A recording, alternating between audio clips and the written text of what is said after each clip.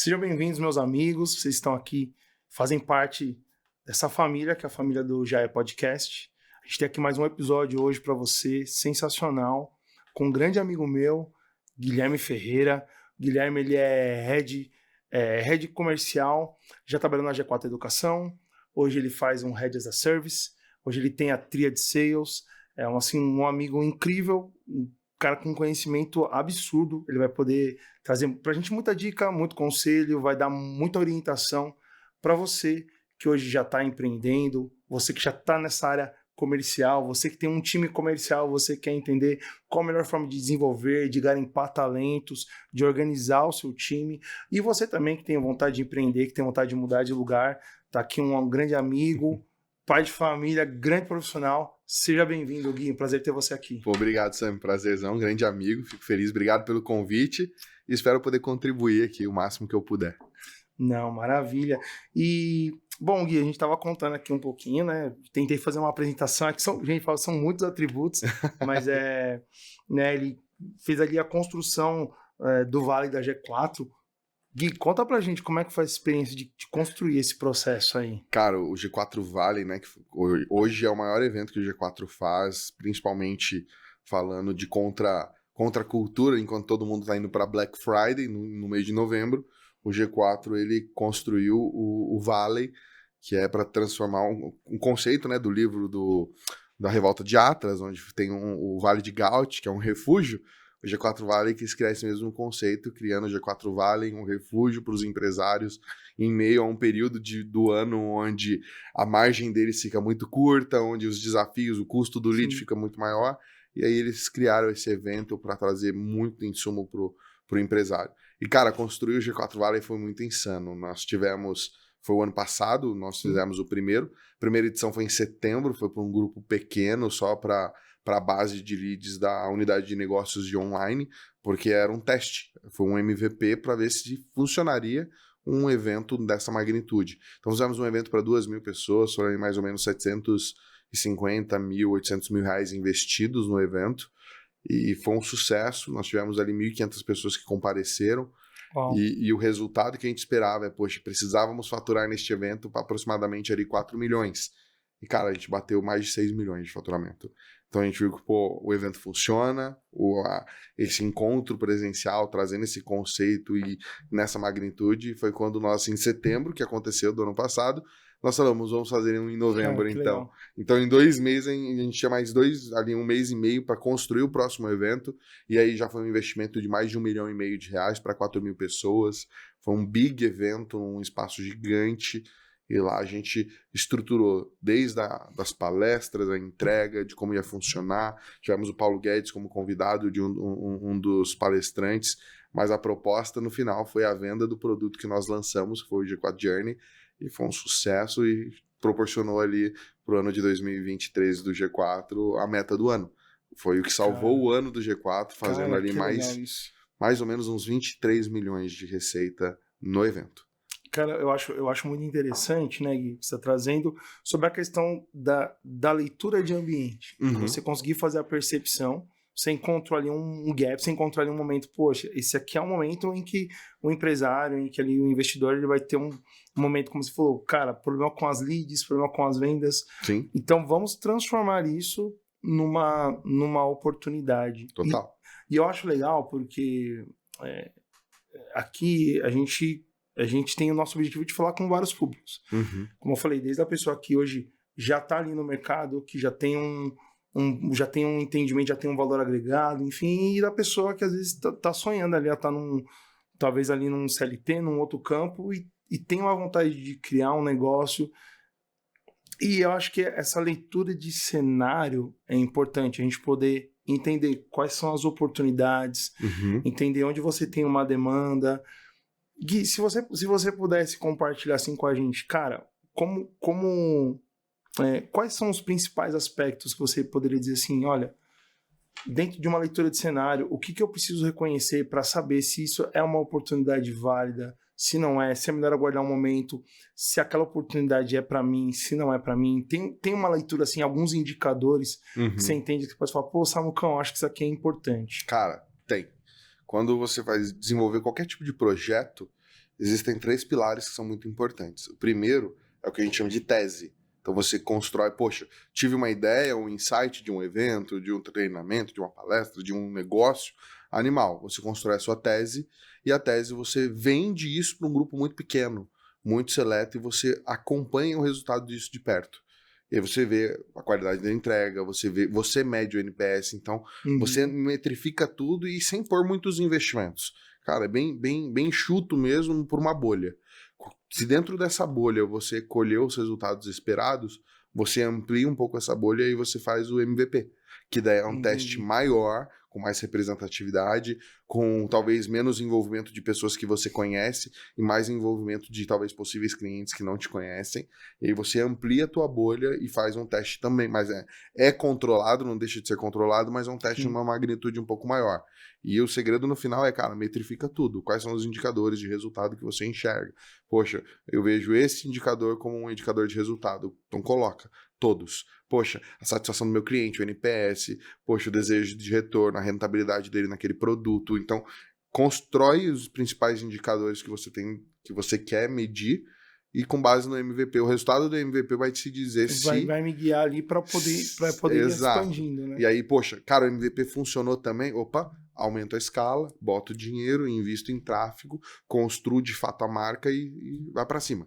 Porque daí você já teve 2 testes validados, um teste bem controlado numa bolha, um teste controlado numa expansão maior, num ambiente maior, e aí, cara, agora é só ir pro game. E aí, no game do dia a dia, tu vai mantendo sempre os mesmos indicadores, olhando sempre para os indicadores que vão ser os norteadores. Algum indicador teve uma falha, opa, parou, entende, volta para lá, corrige, faz uma análise, um diagnóstico do porquê aquele indicador caiu, diminuiu e começa a mapear. Sempre vai dando passos atrás, né? Porque é muito comum quando depois de um MVP, o pessoal entrar num piloto automático de resultado. Sim. E aí aí existe aquele platô e daí começa a cair. Nessa queda, ele fala, poxa, estou fazendo as mesmas coisas. Não está. E se tivesse, ele conseguiria perceber no detalhe. É muito curioso isso, porque você acaba entrando nesse piloto automático. Você falou, e a sua tendência é entender que você está seguindo os mesmos padrões. Os mesmos padrões, mas na verdade você não está, né? Exato, porque você parou de olhar com precisão. Porque qual que é o ponto principal quando você fala de gestão? Cara, eu analiso os indicadores e qualquer variação do padrão, eu preciso dar sempre um passo atrás, olhar para o cenário todo. Cara, ainda não identifiquei o ponto, por exemplo, quando a gente traz isso para o mundo de vendas. Cara, a taxa de conversão do vendedor caiu. Por quê? Eu vou olhar primeiro para a call dele, como que ele está fazendo a reunião, se ele está usando o pitch correto, se ele está num piloto automático. Se eu entendo que a reunião dele está ok, por isso que a gente pede para gravar, cara, o problema não está na reunião. Eu dou um passo atrás, eu vou para o processo de pré-venda. Como está sendo feita a qualificação, se ele está qualificando um bom lead, se eles estão qualificando qualquer coisa, se eles estão fazendo o SLA que precisa ser feito, dou ali um olhar ali. Se não, poxa, SDR, os pré-vendas fizeram o trabalho deles corretamente, dou mais um passo para trás. Eu vou para o marketing. De onde está vindo meus leads? Quais são as campanhas que eu estou girando? Qual é o público que eu estou impactando? Quais as campanhas que estão me custando mais e me trazendo menos? E, poxa, eles estão me trazendo muito lead, mais lead desqualificado? Faz sentido? Eu prefiro ter menos leads, mas menos leads com um maior volume de qualificação do que 3 mil leads. Está frio e... Exato. Então, você vai sempre indo para um passo atrás para você identificar onde está o problema. Identifiquei o problema, eu vou lá, corrijo, tomo uma ação de correção. E aí, quando eu faço esse ajuste fino, o resto da engrenagem volta a rodar normal. E efeito cascata. Legal, porque a nossa tendência é ir... Você está trazendo uma outra tendência, que é você voltar. Ao contrário da gente, geralmente a gente avança, né? Avança. Então você vê um problema, você começa a voltar, e o que você, de repente, poderia diagnosticar como se fosse um problema diretamente com o vendedor, pode ser um problema, às vezes, de qualificação de lead. Total, e geralmente a gente culpa o vendedor no final da ponta, e no final das contas não é. E eu digo, né, trabalho com vendedor aí há mais de 10 anos. 80% dos casos o problema não está no vendedor, está na estratégia de geração de demanda, está no marketing que não tem um olhar direcionado para receita, só direcionado para volume de lead. Sim. Né, o Sales Acceleration Formula, né, o livro, ele fala muito, e também da Receita Previsível, do Aaron Ross, eles falam muito sobre o marketing ter um olhar muito mais direcionado para a receita, para o resultado, do que para a geração de lead. Porque se eu olho para a geração de lead, eu não olho para a receita, logo eu vou gerar qualquer coisa e vou falar para vendas. Eu Vai ter gerei. só um volume, Eu gerei o mas que não volume. necessariamente atende ali. Exato, e não é esse o game. E aí marketing começa a ter um olhar de receita também, ele começa a ter meta de receita, ele não se preocupa mais só com o volume. Ele cria um equilíbrio ali entre volume versus qualidade, ele consegue trazer um meio termo entre os dois, gerar a quantidade de volume necessário para o time de vendas e, ao mesmo tempo, leads qualificados. Daí por isso que tem todo um processo, né? Eu falo que a tríade da gestão de vendas ele é pautado em 3 pilares. Né? Se eu olhar ticket médio por canal de vendas que você tem, taxa de conversão por canal e volume de lead por canal. Se você tem esses 3 pilares, você consegue montar uma previsibilidade de receita e consegue planejar a ação para o próximo mês de quanto de lead você precisa gerar, de cada canal, qual é a taxa de conversão esperada, quanto de receita vai vir, e aí quanto eu preciso exigir um pouco a mais do vendedor. Pô, vou aumentar o ticket médio um pouquinho aqui, eu já vou ter um save de 40 mil. Poxa, se eu faço um ajuste numa taxa de conversão, aumentou 1%, eu encontrei mais 80 mil ali. E aí eu chego é o que me fez chegar no faturamento de 300 mil no G4 para 2 milhões de faturamento. Olhando para canal, olhando para volume de lead por canal, taxa de conversão por canal e o ticket médio por canal. Pronto, encontrei os três variáveis. Olha que legal a estratégia. E é interessante, né? Porque assim, Gui, hoje você tem um amplo domínio. Uhum. Então você... E isso te facilita nesse processo de análise, porque quando você está falando que você está dando espaço atrás, você vai fazer uma análise de cenário, você vai fazer uma análise de ferramentas, mas automaticamente tudo isso vem de uma, como você disse, são quantos anos, Gui? Mais de 10 anos. Mais de 10 anos. Gui, conta pra gente, é bacana pra isso, pra dar um parâmetro, porque às vezes a gente tá aqui falando de lead, está falando do sales, está falando do marketing, você fala, cara, às vezes alguém tá olhando e falando, isso não faz parte da minha realidade. Como eu posso chegar numa análise complexa como essa? Mas, na verdade, isso que você está trazendo hoje é fruto de uma bagagem de 10 anos já dentro do mercado. E como que começou tudo isso? E como que você foi entrando nesse mercado? Trabalhando com a parte comercial, essa parte de operação direto em cima. Me lascando muito. Apanhando bastante, né, Muito, muito. Cara, eu fui vendedor, né? Então eu não sou um gestor de vendas que nunca vendeu. Eu sou um vendedor raiz. Até nem querendo cortar, que é uma coisa que a gente tem bastante, né? Total. Gente que gerencia vendas de produtos que nunca vendeu. Exato. Gente que ensina fórmulas de ganhar dinheiro e a pessoa nunca ganhou dinheiro. Exato. São os gurus que nunca fizeram nada e te ensinam a fazer. Né? E, cara, eu fui vendedor e eu comecei vendedor raiz. Eu era outbound, prospecção ativa, porta a porta. Eu trabalhei... Você fazia PAP? Já fiz PAP. Eu trabalhei na net, meu irmão. Eu batia na porta em porta, vendendo o plano de internet da net. Então, comecei minha carreira em vendas, ela não começou no ar-condicionado. Então, muitas coisas do que eu trago, tanto de treinamento de vendas, fazer com que o vendedor aprenda a aperfeiçoar ele como um profissional, tem muita bagagem disso, de experiência vivida. Então, eu trago pitches que eu trazia, eu trago, conceito, fechamento, como eu fazia fechamento. Eu falo as minhas etapas da venda, eu trabalho as vendas em 5 etapas. Eu ensino os meus vendedores a vender como eu vendi, não como o mercado diz que se vende.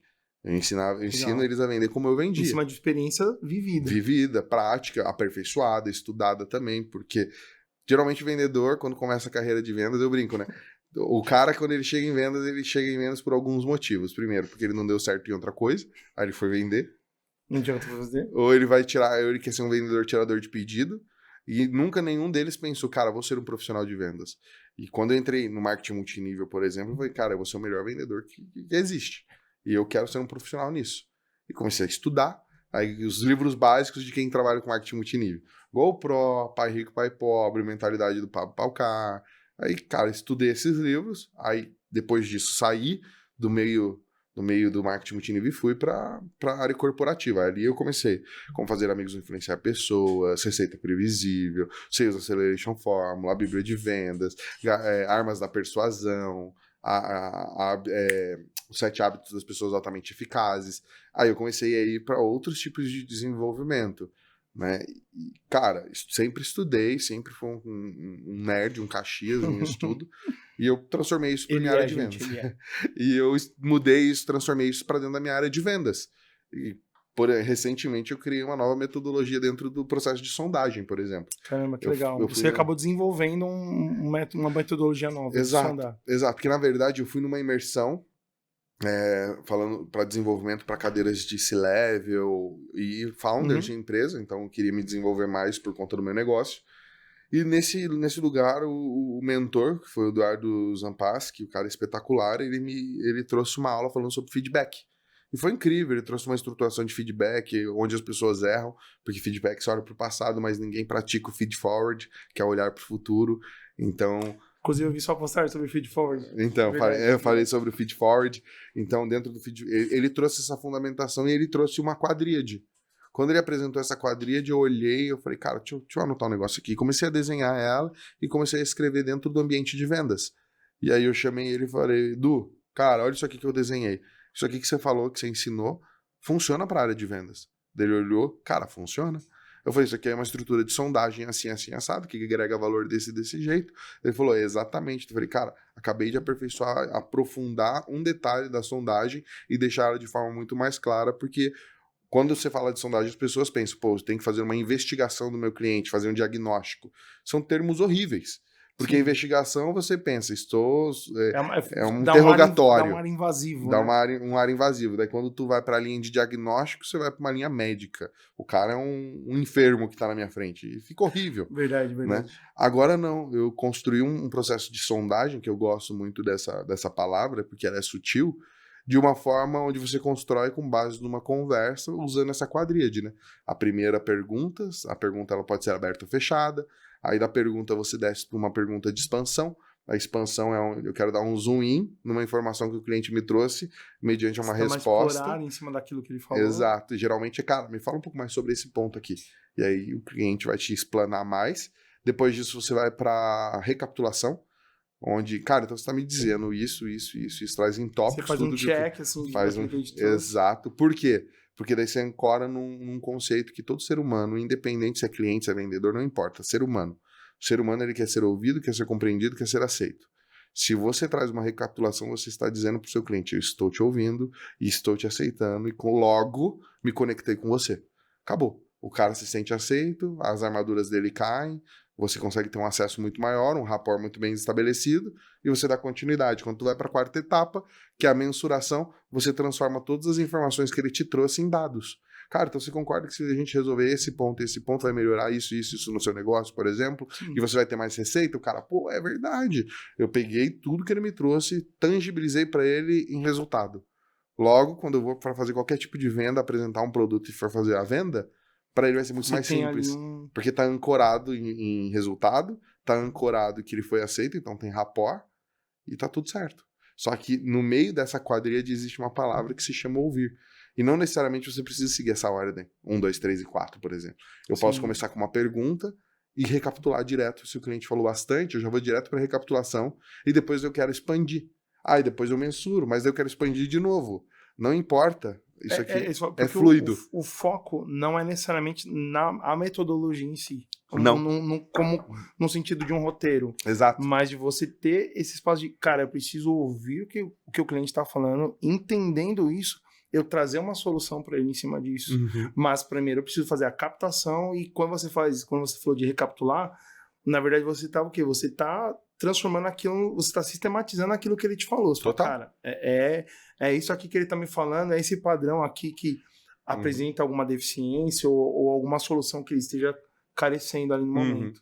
E eu ensinei os meus vendedores a fazer, e foi batata. A taxa de o aumento de conversão em vendas aumentou bruscamente. Porque daí tu vai para as técnicas de venda, CVB, característica, vantagem e benefício. Você vai para o AIDA, atenção, interesse, desejo, ação. Você começa a entender que característica atrai a atenção de um cliente, mas não vende. A vantagem de um produto atrai o interesse de um cliente, mas não faz venda. O benefício de um produto que faz o cliente ter desejo e mover para ação de compra. Então, você começa a entender que é na sondagem que a venda acontece. Não é na apresentação do produto. Pouco importa o produto. O produto é o fator minoritário no processo de venda. Sim. É a sondagem que vai determinar o sucesso da venda ou não. Porque na sondagem você entende se esse é o produto que faz sentido para ele. Senão você vai simplesmente empurrar um produto que não tem sentido para ele e Exato. automaticamente sua taxa de conversão cai absurdamente. Exato. E se você converte uma venda, provavelmente aquele cliente vai ficar insatisfeito porque aquele produto não é o que necessariamente ele precisava. Exatamente. Né? E isso faz com que o vendedor ele comece muito mais assertivo. Porque daí ele não está fazendo uma apresentação de produto. Ele está resolvendo um problema. Só isso. Então, a sondagem muito bem feita, você tendo um produto que resolve. E, cara, sem apresentação. Meu time não usa apresentação hoje. Eles não usam PPT, não usam nada. Cara, alguns até abrem um note assim para desenhar para o cliente. Mas não compartilham mais apresentação, não uso mais. É uma troca e a gente só fala das entregas no final e é de forma muito objetiva. E é 30 minutos. Tira esse caráter de, olha, eu tenho aqui um produto pronto, eu já tenho uma coisa embalada aqui para você. Sendo que aqui, você, na verdade, está ali compartilhando com ele. Você tá como você falou, você está se conectando com aquele cliente. E hoje a maioria das reuniões elas acontecem online. Se tu fica compartilhando tela, você quebra a conexão visual com o seu cliente. Aquilo que no passado existia numa mesa, quando o cliente ia até um escritório para fazer uma apresentação e fechar uma venda presencialmente que tinha um olho no olho, no online não tem isso. Se você apresenta um slide. No online, se você botou um slide, acabou a conexão. Criou, né? Exato. E aí você não tá vendo se o cliente tá prestando atenção, se ele tá olhando no relógio, se ele tá disperso, se ele tá fazendo outras coisas e não tá olhando para você. E aí quando você não tem apresentação, por exemplo, que hoje o meu time não tem, cara, é justamente por isso. Porque meu time para qualquer reunião se o cara se a gente percebe uma mínima desatenção dele, ou ele está conversando no WhatsApp web com alguém, não está na reunião. Você faz uma pergunta e ele, tá ouvindo. Cara, acabou. A gente, olha, faz sentido continuar a reunião? Faz sentido para você? Eu tenho uma solução, você trouxe um problema, você nos procurou. Só, cara, você não tá atento, você não tá aqui no momento, eu não sei se é o melhor momento pra gente conversar. Quando você tiver tempo para se dedicar a esse papo, a gente continua. Aí a grande maioria dos clientes param, porque a maioria dos vendedores tem medo de se posicionar, tem medo de falar. E o que os clientes mais gostam, e principalmente quando se trata de empresário, é que você o trate de igual para igual. Não que você o trate como um soberano. O empresário detesta ser atendido por um cara, por um vendedor, que fica chamando ele de senhor toda hora e tipo, ô senhor. Desculpem todos que eu chamo de senhor. É um hábito. É um hábito da minha mãe. Eu apanhava quando eu não falava senhor. Brincadeira, mãe. Brincadeira, mãe. Mas é um hábito. Eu também apanhava. Terrível, meu Deus. Eu chamo o Leandro, ele não tá aqui hoje, eu chamo ele de senhor. E eu sou mais velho que ele. Ele fala assim, cara, para de me chamar de senhor. É fato. E é legal, Gui, porque isso que você tá construindo aqui com a gente, eu acho muito louco, porque a gente tá pegando qualquer produto, qualquer demanda, qualquer pessoa, e você tá automaticamente transformando ele num vendedor de alta performance. Sim. Porque você tá pegando a conversão desse cara e você tá elevando isso a, cara, muito acima do que era antes. Sim. E, cara, você como um head comercial, qual que é o desafio? Porque quando você pensa, eu preciso gerenciar, eu preciso habilitar essa equipe para que seja uma equipe de alta performance. Cara, primeiro fator que as pessoas mais desprezam, falam que é importante, mas desprezam porque é a primeira reunião a ser cancelada, treinamento. Tem uma rotina de treinamento. Meu time tem uma rotina de treinamento toda sexta-feira. Agora a gente mudou para quarta porque eu tô presencial. Toda quarta-feira, às 13h30 até às 14h30, treinamento de vendas. Caramba, custe o que custar e é sagrado. Não se tem reunião nesse horário, é religioso. Cara, toda semana. E, pô, Gui, o que vocês conversam nessa reunião? Cara, a gente passa pelas 5 etapas da venda que eu trabalho. Cada semana é uma etapa. No sexto encontro, roleplay, geral, passando pelas 5 etapas comigo. Alguém vai vender para mim. Caramba, e aí eu vou pontuar as correções de todo mundo. Gui, acabou a sexta semana, o que acontece? Começa de novo. Primeira semana, primeira etapa da venda. Segunda, cíclico. Treinamento comercial é cíclico. Né? E eu sempre fiz isso por osmose. Pra não cair naquele platô que a gente estava conversando. Exato. Antes. E eu fazia isso por osmose, né? Natural, sempre. A guia onde você aprendeu, cara, sempre fiz. Foi algo que veio da minha cabeça. Você foi desenvolvendo de você mesmo. Exato. Você fazia cara, vou fazer aqui um teatro de venda comigo mesmo. Exato, e aí foi. Depois eu li o livro do Bernardinho, né? Transformando Suor em Ouro. Sim. E, cara, o Bernardinho fala que ele gasta pouquíssimo tempo treinando jogo. Ele não treina jogo, ele treina fundamento. O que é o fundamento? Cara, hoje é só treino de saque. Vocês vão passar o dia inteiro sacando e dane-se, vai ficar com a mão doendo, vai sangrar o dedo, mas vai sacar o dia inteiro para aprender a sacar sempre da melhor forma. Hoje vai treinar resistência, vai correr, vai ficar correndo de um lado pro outro, vai aprender a ter agilidade, vai treinar só bloqueio. Então, o Bernardinho, ele pega o processo da galera, as competências técnicas, e ele gasta tempo no fundamento. Uma vez a cada, ele falou que são espaçados, ele treina todos os fundamentos, basicamente a cada um mês eles treinam um jogo. A intensidade de treino, de técnica e fundamentos do vôlei é onde ele gasta maior tempo. Porque no final das contas, é o arroz com feijão que vence. É o básico muito bem feito, muito bem articulado, que vai fazer eles ganharem campeonato. Não é o brilho das estrelas. Cara, a estrela brilha, o cara tem o talentoso, só que o talentoso não ganha campeonato sozinho. O talentoso, se não se olhar, não se desenvolver, não continuar treinando, ele vai perder para um cara que treina muito, que é muito esforçado. Sim. Então, por isso que independente de ser talentoso, não é treino constante, fundamento, cara, técnica, volta, revisita, mesmo que saiba, vai fazer de novo, porque isso vai fazer com que eles fiquem nos fundamentos e que eles não criem nada além de, cara, vou fazer um básico extremamente bem feito, com excelência. E alta performance é nada mais do que um básico muito bem feito. Isso é interessante. De nenhuma forma. Tudo que eu vou falar aqui agora, né? Vai ser um breve comentário de um torcedor. Mas e também não quero, de nenhuma forma, colocar. A gente sabe que no dia a dia, na vida, nos momentos de decisão, de pressão, existem fatores externos, né? Claro. Mas quando eu falo de fundamento, eu tô trazendo um valor interno, tô falando de algo meu, né? E é curioso, ontem eu tava lembrando, e nenhuma crítica a nenhum jogador aqui, eu tava lembrando ontem com os meninos lá do trabalho, a gente começou a comentar, cara, como o Brasil perdeu aquele jogo da Croácia, meu, doeu demais, a gente começou a falar das circunstâncias, e agora você falando sobre a questão dos fundamentos, né, cara, uma partida que nós perdemos pênaltis, e você às vezes fica pensando, né, a gente tem os fatores externos, temperatura, ambiente, pressão, Sim. Um cenário anterior que aconteceu, uma questão, um fator emocional, mas ao mesmo tempo, por exemplo, você olha ali, você vê um artista de circo, e o cara faz lá um número lá num trapézio, um malabares, o índice de erro é muito baixo, dependendo, se você vai no circo, cara, é zero. Sim. Por quê? Porque eles têm uma rotina de fundamentos. Total. E eles ficam ali treinando. E até uma vez um amigo meu que é de circo perguntou pra mim, falou assim, cara, você acha que um jogador, se ele pegasse e treinasse o fundamento, o índice dele, para qual nível o índice de acerto dele partiria, né? E vai muito disso que você falou de fundamento. Exato. Se você vai trabalhando no fundamento, automaticamente... Um exemplo básico, olha o Cristiano Ronaldo. Você gosta de futebol, eu não gosto tanto, mas eu fui assistir os vídeos pra ver. Pega os primeiros jogos no YouTube do Cristiano Ronaldo. Cara, um poste parado no campo era melhor que ele.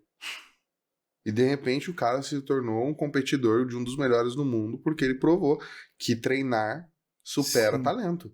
Então ele treinou incansavelmente, religiosamente, disciplina, foco, treino de fundamentos. Cara, ele compete com os melhores do mundo, o cara é excelente, é um dos melhores jogadores do mundo hoje. Por quê? Mas olha os primeiros jogos. E até para você superar adversidades, né? Não vou ficar me atendo a futebol, até porque você fala assim, não é muito que eu curto. Esporte não é muito minha praia. Cara, eu amo futebol. E eu tava vendo o Kaká dando uma entrevista e ele contava, né? Olha a importância do fundamento. Porque ele falava assim, olha, eu percebi que eu não tinha, falando no sentido de você usar ele como uma ferramenta para adversidades. Ele falou, olha, eu nunca tive força física. Então, quando eu tava ainda na base, ainda não cheguei no profissional, e tinha aquele treino que você tinha que fazer aquele chute fora da área. Ele falou, cara, a bola sempre é meio mascada, meio pingando. Cara, eu não tinha um bom chute fora da área. Então, eu comecei a desenvolver uma técnica de chute, que você faz, né, você dá aquela chapadinha, que a bola faz aquele efeito de curva, que ele tinha o chute dele nessa técnica era perfeito, nesse fundamento. Então, ele falou, o dia que eu fiz a primeira vez, eu falei, cara, eu acho que esse aqui é o caminho. Então ele começou a trabalhar isso até que você vê inúmeros gols dele, gol de Copa do Mundo, gol contra a Croácia 2006, enfim, e você entender essa rotina de fundamentos. Mas você estava falando pra gente sobre as questões das equipes de alta performance Não sei se tem mais alguma outra técnica além do treinamento, do Cara, recorrente. base treinamento e você ter espaçado dentro dos treinamentos de vendas, você ter alguns treinamentos de desenvolvimento comportamental. Em que sentido? Hoje essa molecada de 20 e poucos anos, até mesmo pessoas de 30, eles não sabem o que querem. Não tá claro.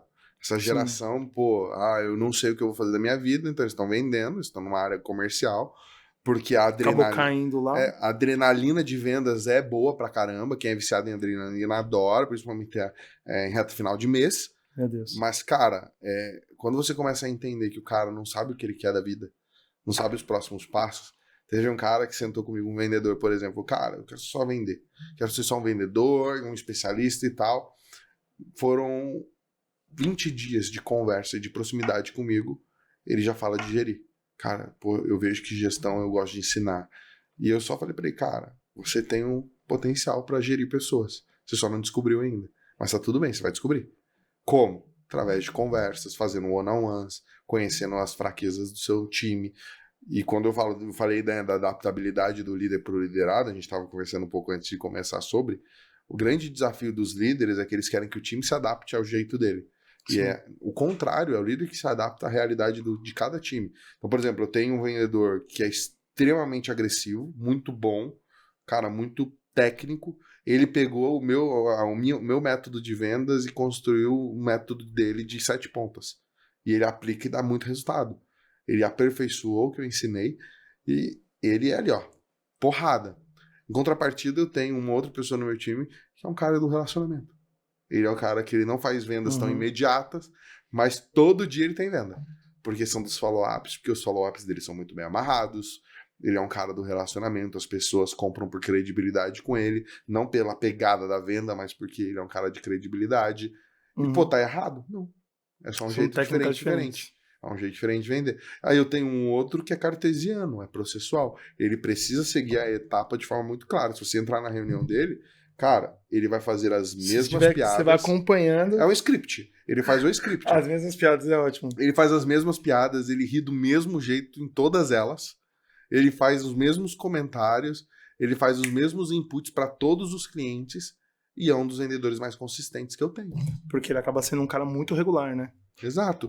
Então, o problema é que o líder quer transformar os líderes ou num reflexo próprio ou quer que eles vendam dentro de um padrão único, quando na verdade você precisa potencializar quem eles são e não transformá-los em quem eles não são. Né? E quando você vai para trabalhar, estudar sobre pessoas, e estudei muito, cara, o maior problema é que as pessoas gastam mais tempo querendo desenvolver aquilo que elas não têm de bom do que potencializar aquilo que elas são. E esse é o maior erro. Por exemplo, fez um estudo de um grupo de pessoas que tinham habilidade de leitura dinâmica. Pegaram um grupo que tinha habilidade natural e tinha um grupo que não tinha. Então, uma pessoa normal, sem essa habilidade, lê mais ou menos 90 palavras por minuto. E enquanto uma pessoa que tem a habilidade dinâmica, de leitura dinâmica natural, de forma natural dela, ela lê mais ou menos 350 palavras por minuto. Diferença gritante. Muito grande. Pegaram esse mesmo grupo de pessoas e deram o mesmo treinamento para desenvolver a habilidade de leitura dinâmica. O cara que lia 90 palavras por minuto passou a ler 180 palavras por minuto. Ele dobrou o resultado dele. Animal. Só que a pessoa que lia 350 palavras por minuto, ela passou a ler mais de 3.000 palavras por minuto. Ou seja, se eu potencializo o que ela é de bom, as potências dela, a conversão é muito, muito maior, o resultado é muito mais exponencial do que eu desenvolver aquilo que ela não é boa. Aquilo que ela não é boa é um detalhe para o futuro, não para agora. Sim. Agora, vou me extrair o máximo do que ela tem de bom. E às vezes eu tenho um caráter às vezes mais corretivo ou uma melhoria do que necessariamente algo que você vai investir, que você vai potencializar nele. Né? Exato. Então, cara, esse meu vendedor que ele é bem agressivão e tal, que construiu o método dele, um dia ele sentou pra mim e falou assim: Gui, eu não sei vender em evento, por exemplo. Eu falei, cara, por que não? Eu vou, diferente do fulano, ele se enfia nas rodas. E parece que ele já tá ali, as pessoas gostam dele, ele tem uma credibilidade. Funciona. E eu não funciona. Eu falei, porque você tá querendo vender igual a ele, não do seu jeito. Exato. Dele, mas como que é do meu jeito? Falei, vou te dar um conselho. Testa. Se funcionar pra você, você me diga. Falei, mas aqui no evento eu já vi que, cara, quando você fica parado, uma galera vem conversar com você. Eu falei, usa a seu favor. Sabe o que você vai fazer? Você vai virar um poste. Tu vai ficar parado. Vai ficar paradão As ali. pessoas vão chegar até você e você vai ser um guarda-chuva. O que vai começar a acontecer? Você vai ter 4 pessoas à tua volta, você vai trocar ideia com elas. Quando alguém passar, você só vai chamar a atenção dela. Ô, cola aqui. Ou quando alguém estiver olhando, você chama ela. Quando você fizer isso, você vai criar a tua panela e aí você dá a sua palestra. Você vira o seu palestrinha ali. E tu não precisa ser um cara que entra numa roda. Tu cria a tua. Daí ele falou, caraca, vou testar. Não tinha, tipo assim, cara, não tinha pensado nisso, né? Falou, vou testar. Batata, tira e queda. Deu 3 horas e ele me chamou. Vem cá. Falei, mano, funcionou. Eu já fiz uma roda com 20 pessoas aqui. Caramba. Eu dei minha palestrinha aqui e fechei tantas vendas. Eu falei, viu? Funciona. Eu não vou te transformar no Bruno, que é o meu vendedor assim. Eu vou te transformar em você, cara. Potencializa o que você tem de bom. Cara, que animal. E isso você só consegue conhecendo o seu time. E isso que é legal. O legal, como você falou no começo, né? De dar o passo para trás. Você foi lá, deu o passo para trás, fez a leitura, leu as personas, leu os seus vendedores, leu o ambiente, conseguiu enxergar a possibilidade neles, e você conseguiu desenvolver a sua equipe e fazer cada um com que na sua característica eles consigam ter um alto rendimento, uma alta performance. Exato, exatamente isso. E agora até cabe uma pergunta assim, em cima disso, né? Porque hoje você tá com a Tríade Sales, né? Sim. Você é CEO da Tríade Sales. Como, primeiro, né? Eu acredito que dentro da Tríade você faz a aplicação de todos esses conceitos que você está passando pra gente. Sim. Então eu pedi para você falar um pouquinho da Tríade e também como que nasceu a ideia. Você estava estabelecido ali no mercado e de repente hoje você está inovando e você está empreendendo com algo seu.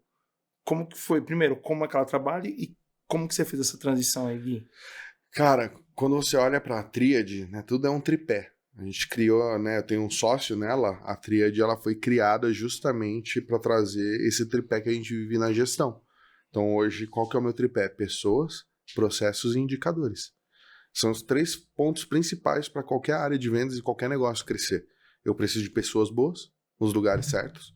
Eu preciso de processos muito bem claros, estabelecidos, os playbooks de cada área, de cada responsabilidade. Poxa, eu tenho uma política comercial, eu tenho um playbook de como funciona a rampagem, eu tenho um playbook de como funciona o método de salário e comissionamento numa área de vendas, playbookado, eu tenho a calculadora pronta que o vendedor só vai entrar lá, vai colocar a meta dele, o quanto ele fez, já vai dar para ele o valor em percentual, o acelerador que ele teve e quanto ele ganhou. Ele já vai saber quanto ele vai receber no valor total, juntando o fixo e a variável dele ainda. Tá pronto. Então, os processos fazem com que a gente otimize tempo, a gente consiga vender melhor a ideia, porque hoje, quando eu passo uma meta, por exemplo, para o meu time, eu não chego e falo assim para eles, a meta é essa e se vira. Cara, tem uma lógica. Eu explico o conceito por trás da construção da meta. Eu mostro que é lógico a meta, que ela faz sentido. Tem um sentido, até um fundamento para chegar nela. Exato, que ela é atingível. Então, cara, eu explico pro meu time como funciona. E, cara, eles compram. Ao ponto que a taxa... G4, por exemplo, eu fiquei 24 meses no G4, 2 anos. Eu bati meta em 22. Teve 2 meses que eu não bati meta. E foram por motivos muito pontuais, que foram influências muito mais externas do que, de fato, do meu time. Então, uma taxa altíssima de aproveitamento, porque meu time sabia por trás da construção da meta. Eu mostrava a minha planilha de planejamento de meta. A gente vai gerar tantos leads, a nossa esperança de taxa de conversão é tanto, porque historicamente a gente entrega X, eu pedi pra gente aumentar 1%, e cara, a gente melhorou o ticket médio de 7 para 8 mil, eu tô aumentando R$1.000 no ticket médio, poxa, a gente vai ajustar aqui o volume de leads, a gente vai manter o mesmo número de leads, a gente só vai fazer esse ajuste no nosso pitch, assim, assado. Beleza? Com isso, as metas por canal vão ficar desse jeito, com logo distribuído por executivo fica tanto. Cara, por nível tem esse desafio a mais e é assim que funciona, beleza? Tá comprado? Atingível, bora buscar. Que legal. E aí meu time bate meta no dia 22, 23 do mês. E é legal, como você falou, faz sentido, porque quando você faz todo esse estudo e esse cálculo, então você consegue desde a lead, como você falou, nem teve tanta alteração na lead, mas você faz um ajuste fino ali nos canais, automaticamente faz um ajuste para os executivos. Exato. Ele vê que aquilo é lógico, faz sentido, que existe um método por trás. Ele aplicando, E toda Tem vez que resultado. você alcança o resultado, isso acaba sendo um combustível absurdo, Total. né, Total. para os próximos períodos ali que vai vindo. Exato. Então, na tríade eu ensino as empresas a fazerem isso. Mostro para eles, né, através de mentoria, né? Hoje eu brinco, né? Eu não dou mais consultoria porque não dá. Ser um head comercial as a service é muito complexo. Sim. Então, hoje eu dou mentoria, dou treinamento, eu dou treinamento de vendas. Cara, eu posso ser um conselheiro no teu negócio. Hoje, consultoria. Até um cliente que ele me procura e falou, cara, eu queria que você me desse a consultoria. Eu falei, cara, hoje eu não dou consultoria mais. Eu tô focado nisso Na mentoria, aqui, porque tempo eu não tenho. Daí, pô, não, mas eu quero. Ele insistiu tanto que eu falei, cara, eu vou cobrar. Então tá bom, você quer saber quanto eu cobro pra uma consultoria? Ele falou, quero. Eu falei, cara, 1 milha. 1 milha por 3 meses. Aí ele falou, caramba. Eu falei, pois é, porque eu vou ter que mergulhar, eu vou ter que parar tudo que eu tô fazendo, todos os meus outros para negócios. você poder se aprofundar. Porque eu vou mergulhar no teu negócio. Eu vou virar, entre aspas, um colaborador da tua empresa. Vou ser um head comercial lá dentro. Porque eu vou mergulhar nela e eu vou garantir um resultado. Mas, cara, eu sei que 1 milha é paulada. Aí ele virou e falou assim, cara, então eu vou fechar com você a parte de conselheiro. Perdão. Sim. Eu quero você como conselheiro no meu negócio. Cara, vendo os teus conselhos sendo aplicados e dando resultados para a empresa, eu não me importo de fechar com a sua consultoria. Então eu falei, caramba, eu falei um valor para ele não fechar. E ele falou, não, vamos seguir. Então, nesse modelo, se der bom, a gente fecha a consultoria. Eu falei, beleza. Né? Eu espero que ele não feche. Vai ter resultado, mas eu não quero. Porque hoje, mentoria, consultoria, eu consigo abordar mais pessoas, eu consigo ensinar mais gente a construir o que eu construí. E eu consigo ter mais acesso. Você acaba tendo um alcance maior e o desenvolvimento, até para aquela própria empresa, é maior, porque você vai ter uma pessoa ali dentro. Exato. E você consegue, ao invés do Guilherme entrar na empresa, você consegue colocar várias pessoas capacitadas, influenciadas para dirimir aquilo dentro das empresas. Exatamente. Então, assim, hoje a Tríade ela é uma empresa que vai te ensinar a trabalhar dessa forma e quando precisar, cara, eu quero treinamento de vendas pro meu time, eu vou entender teu produto e, cara, a gente monta um treinamento personalizado pro teu time, com roleplay, com tudo. Então, tudo que você precisa que a gente construa dentro da tua área comercial, de, poxa, cara, como que você... Teve uma cliente que nos procurou, ela falou, eu queria entender como funciona o modelo de OTE, né, que é o modelo de comissionamento que eu gosto muito de trabalhar, de fixo e variável, que é um target earning. Cara, eu falei, eu vou te explicar. Abri meu Notion, o meu playbook que tá pronto, mostrei para ela, cara, o OTE é isso, os níveis de vendedor estão aqui, cada nível tem a sua OTE, X% é fixo, X% é variável, tem os aceleradores, expliquei todo o conceito, toda a estratégia, tudo que roda, como ele funciona, como calcula. Falei, cara, é isso que funciona. Dela, poxa, beleza, quanto você cobra construir um para mim? Porque eu simplifiquei a vida dela. Ela vai olhar, vou só aplicar no meu dia a dia que funciona. Né? Um target earning é uma metodologia americana. Então, é muito legal. E é muito louco que você está falando, né? Sobre, olha, eu hoje não consigo aqui dentro do meu escopo, aqui da minha agenda, do meu dia, né? E até mesmo da energia que você tem que ter para você poder fazer esse atendimento de Head as a Service. Então, você fez essa estruturação. E aí, agora eu vou entrar, eu sempre entro numa parte pessoal, assim, da vida da pessoa, né? Conheço o Gui, tenho essa alegria de ter ele como amigo, um cara incrível, grande barista, tá? O dia que você for lá em Taubaté tomar um café na casa do Guilherme, você vai ficar surpreendido. Vamos moer na hora. Cara, grão moído na hora, assim, na temperatura certa, enfim. E o Gui tem uma família incrível, Michele, Davi, Aurora. Gui, como você consegue conciliar?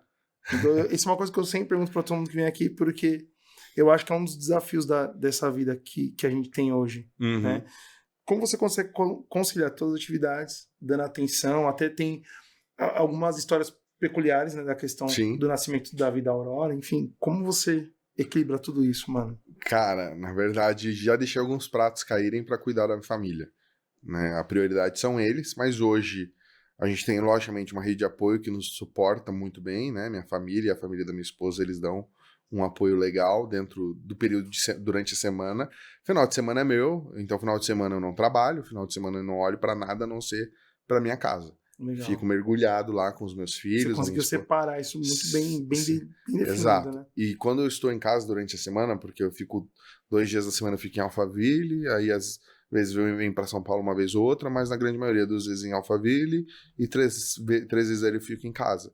Durante a semana, minha manhã é deles. Eu acordo 5 horas da manhã, porque eles me dão um bom dia às 5. Então, eu brinco com eles das 5 às 6. Às 6 a gente tem muita rotina, né? Então, às 6 horas da manhã eles mamam. Aí depois eu vou brincar mais um pouco, fico com eles até umas 7h30. Eles dormem, faço os dois dormirem, porque nesse momento eu deixo a minha esposa descansar. Então eu fico com eles lá no cercado, brincando. Aí depois faço os dois dormirem, aí boto eles para dormir, e aí eu vou preparar meu café, vou começar a organizar meu dia. E depois eu vou embora, né?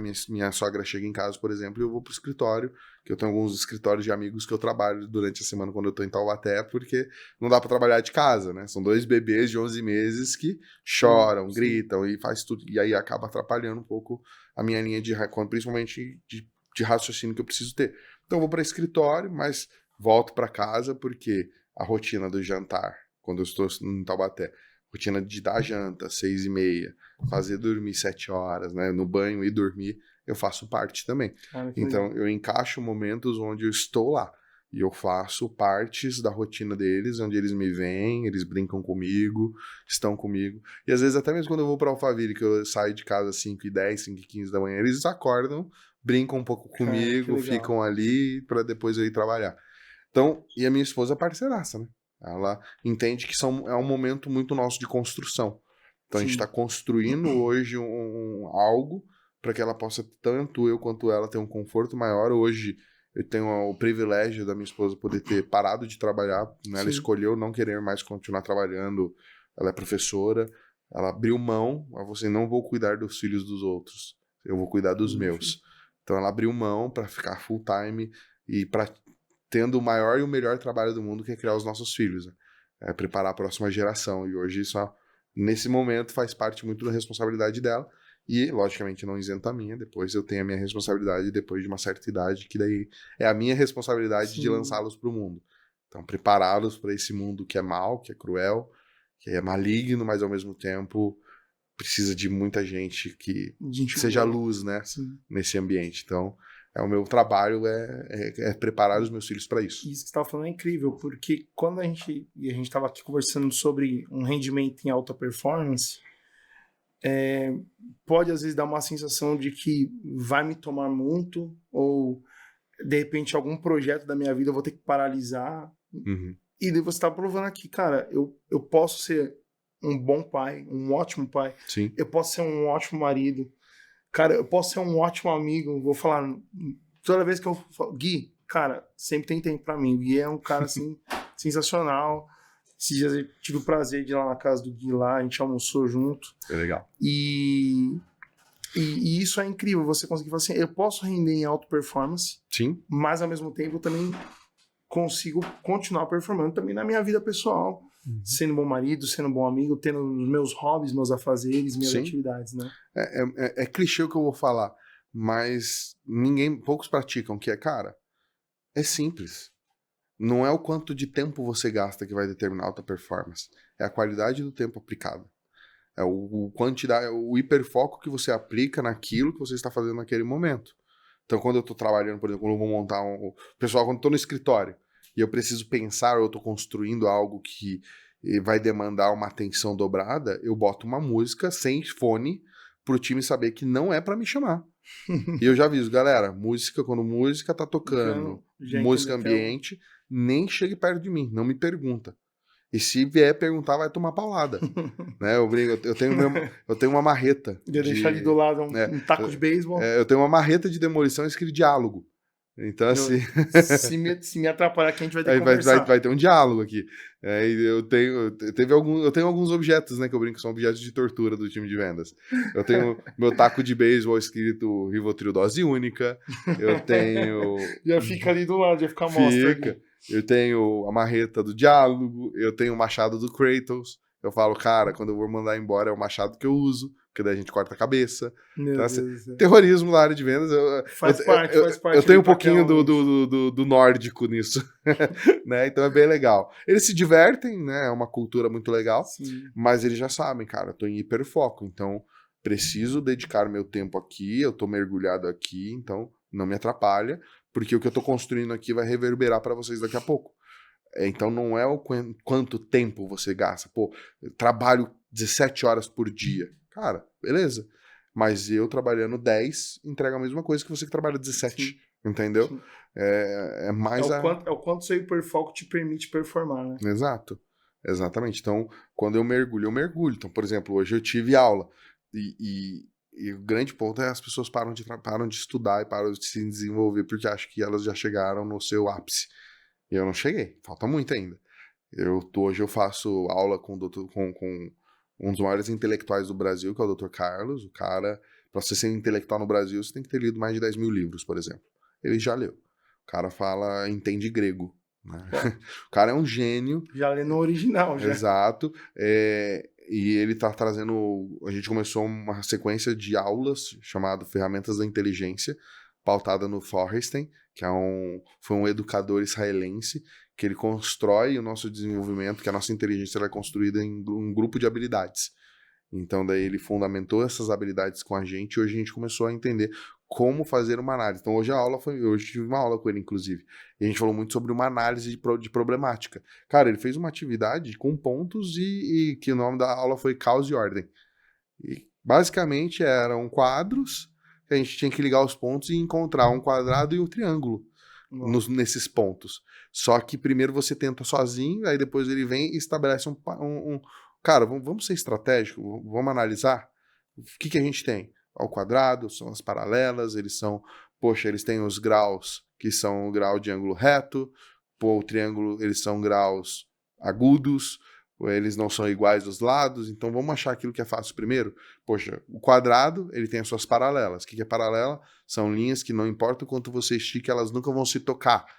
E aí, encontre então as paralelas. Aí você começa a encontrar as paralelas. Que vai desenvolvendo. E aí você cria uma estratégia para solucionar um problema. Ele falou assim, agora eu quero que vocês comecem a aplicar isso no dia a dia de vocês. Olha para um problema que você tem, dá um passo para trás, analisa ele, encontre os padrões, encontre as paralelas para você olhar primeiro, e aí você vai tomando as decisões e vai fazendo as execuções. Porque hoje o que a gente faz? Eu olho, cara, vamos fazer e resolver. E não, eu posso analisar, pensar estrategicamente, construir uma estratégia para a resolução de um problema. E hoje a gente muitas vezes acha que pensa. Cara, e aí na atividade ele falou assim, que pessoas que já têm um viso espacial desenvolvido, que é o meu caso, eu olhava para a imagem e encontrei todos os quadrados e triângulos na hora. Eles se preencheram para mim, eles saltaram para mim, por conta de uma habilidade chamada viso espacial. Ele falou, as pessoas que têm um viso espacial muito bem desenvolvido, elas tendem a se apoiar nessa habilidade e não serem estratégicos na resolução de problema, logo você vai sofrer do síndrome do coelho. O síndrome da lebre, que vou fazer rápido, mas vou cometer muitos erros no caminho, logo a tartaruga que vai fazer porque consistente... Porque você acaba sendo tendencioso pela característica que você tem. Exato. E aí eu me peguei, porque daí eu comecei a me esforçar pela estratégia, e não pela velocidade ou pela minha habilidade de viso. E por 2 vezes ali eu flertei com a minha própria habilidade e pulei e errei. Aí eu tive que apagar e fazer de novo aquela atividade. E aí eu falei, cara, vamos fazer pela estratégia, não pela minha habilidade de viso espacial. E aí eu fui, cara, cadê as paralelas? Aqui, tá paralela. E eu fui dizendo dentro de mim o que eu tinha que fazer. Fui me disciplinando. E, cara, eu sou um líder, tenho mais de 10 anos de experiência, tenho minha empresa, trabalho como head de uma outra empresa. Cara, sou envolvido com a resenha do Gabi também, que é um network de high ticket. Estou conectado com muitos grandes empresários do Brasil.